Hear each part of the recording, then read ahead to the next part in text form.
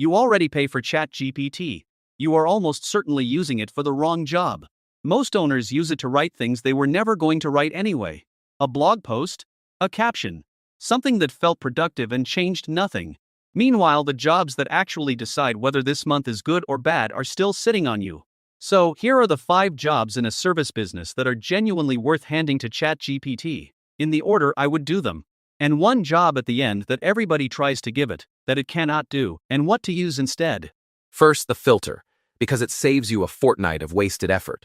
A job is worth automating when it repeats, when it costs you money every time you are slow at it, and when being average at it is good enough. That last one is the part people miss. If the job needs your judgment or your relationship, keep it. If it needs your speed and your consistency, hand it over.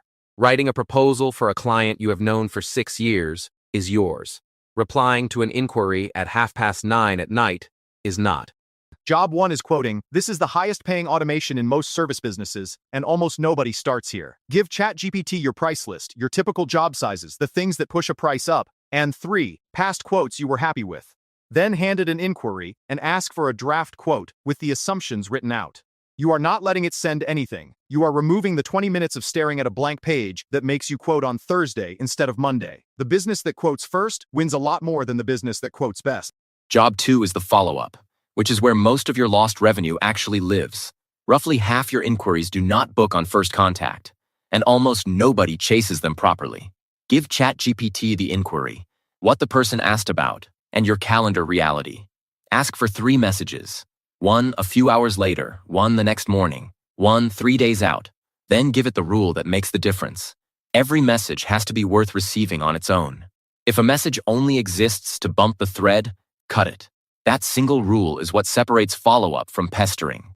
Job 3 is turning what you already have into marketing you never write. You are sitting on reviews, inquiry emails, and the same 8 questions customers ask you every week. Paste a batch of them in and ask ChatGPT what your customers are actually worried about, in their words, not yours.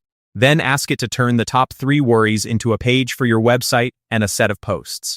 This is the difference between marketing that sounds like a company and marketing that sounds like the answer to a question somebody just typed. You are not inventing a message. You are collecting one. Job 4 is the weekly read of your own numbers, which almost no owner does properly because it is boring. Export whatever you have. Inquiries, quotes, sent. Jobs 1 average value. Give it to ChatGPT every Monday with the same 3 questions. What changed since last week?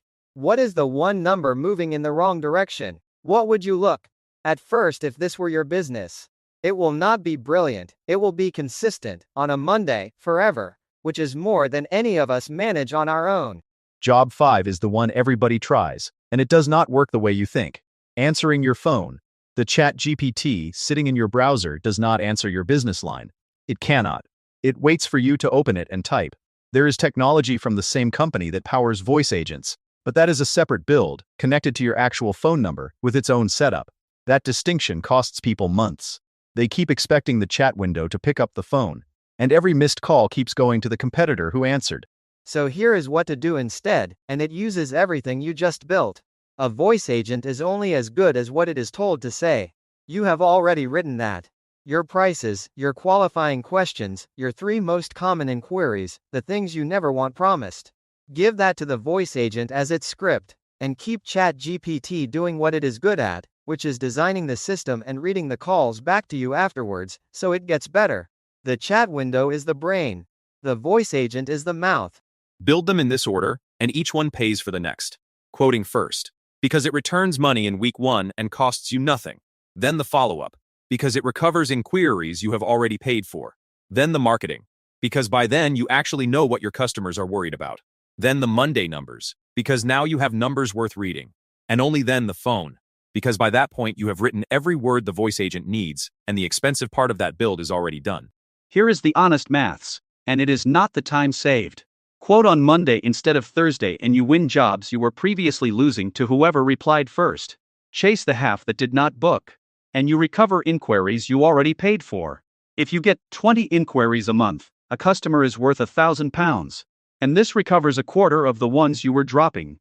That is $5,000 a month. from a tool you are already paying 20 for and using to write captions. So that is the 5, quoting, follow-up, marketing, from what you already have. The Monday read, and then the phone, which is a different build entirely. Start with quoting this week. It is the smallest one and it is the one that pays. If you want the exact prompts I use for the quote draft and the follow-up sequence, they are linked below. Free. Next one is on what to do when the calendar is full and you have to start turning work away.